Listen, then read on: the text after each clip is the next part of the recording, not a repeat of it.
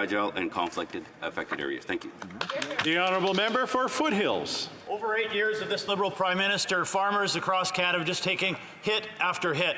Increases in a punishing carbon tax, tariff on fertilizer, removal of vital crop protection products. Farmers can't take much more. Oh, but wait, there is more. Farmers got notice this week that they're facing yet another Liberal tax, this time on underutilized homes. This could cost Canadian farm and ranch families tens of thousands of dollars. Wow.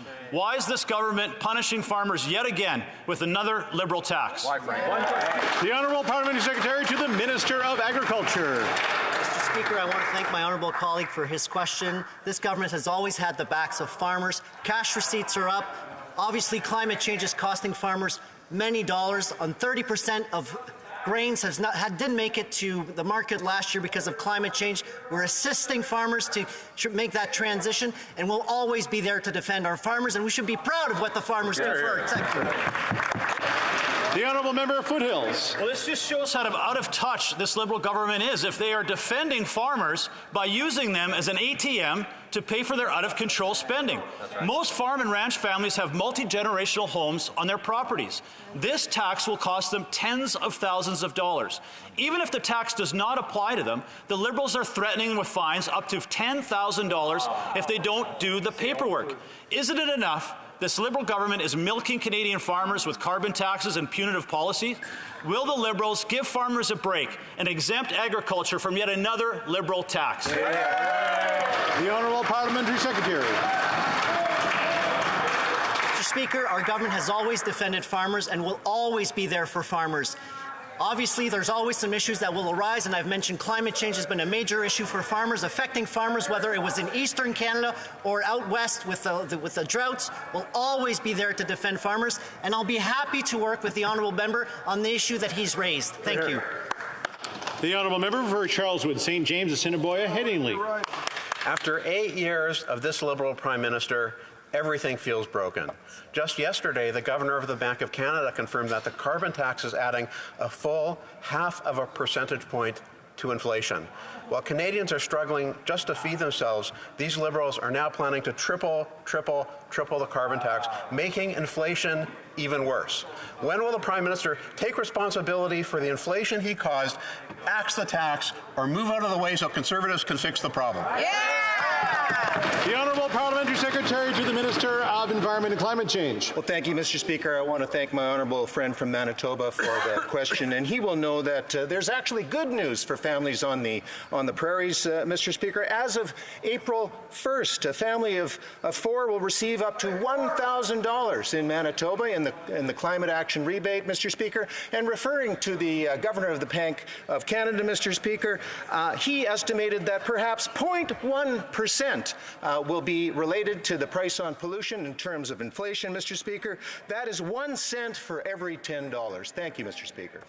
Honourable member for Charleswood, St. James, Assiniboia, Headingley. Mr. Speaker, the carbon tax is all pain and no gain. They've never met a single target that they've set for themselves. It's a tax plan, not an environmental plan. Now, after 8 years of this Liberal Prime Minister, everything feels broken. Yesterday in committee, the bank governor confirmed that taxpayers will have to bail out the Bank of Canada. Wow. While Canadians are struggling to eat, heat, and house themselves, with these Liberals, the Bank of Canada comes first. When will the Prime Minister take responsibility for breaking the bank and get out of the way so Conservatives can fix the problem? Yeah! The Honourable Parliamentary Secretary. Thank you, Mr. Speaker. And as usual, Mr. Speaker, the Conservatives are distorting the facts. Our emissions are going down, Mr. Speaker. We're on track to meet our targets, which are in 2030, Mr. Speaker. What did the Conservatives do when they were in power, Mr. Speaker? Absolutely nothing. For 10 long years, they did nothing on climate change. They abandoned the Kyoto Accord. They cut $350 million from the environment and climate change budget, Mr. Speaker. They gutted our environmental laws. And now, Mr. Speaker, they're blaming us for their inaction. Thank you, Mr. Speaker. L'honorable député de Trois-Rivières. The honourable member for Trois-Rivières. Mr. Speaker, the Globe and Mail has revealed the scope of China's interference in the 2021 federal election. The Secret Services detailed an entire campaign with illegal election funding and media manipulation. It's very concerning, but it would be a mistake to make this a partisan issue and question the election's legitimacy. The real problem is the facility with which foreign powers could manipulate our elections. We need to take action with transparency, but instead, for months, the government has been denying everything and hiding the truth. Will this government finally take the threat seriously? The Honourable Parliamentary Secretary. I welcome the Bloc's intervention today and the willingness to work with us on this side of the House. Mr. Speaker, the pervasiveness of foreign interference is serious. It's why we've taken action, but there is more work to be done. It should not be a partisan issue. Every single Canadian should want everyone in this House to take this issue seriously. And Mr. Speaker, some of the loopholes we've closed were things like foreign campaign funding, tighter rules on third-party advertising. These are some of the loopholes used around the world. We're going to continue to work with all parliamentarians to address this. The Deputy de Trois-Rivières. The Honourable Member. Mr. Speaker, China's election interference is a threat to democracy, and neither partisanship nor denial will help us to beat it. We must all ensure that our elections are safe from foreign manipulation. But this government is hiding the truth from the public. Not only was it aware, but it discussed the issue with allied countries. It knows that candidates received illegal funding. And it knows which candidates. It even reimbursed those sums. When will it understand that we cannot beat Chinese interference by being just as opaque as China? Parlementaire au ministre des Affaires intergouvernementales. Mr. Speaker, of course we know that foreign interference exists. This is what we've been talking about since we've been in office.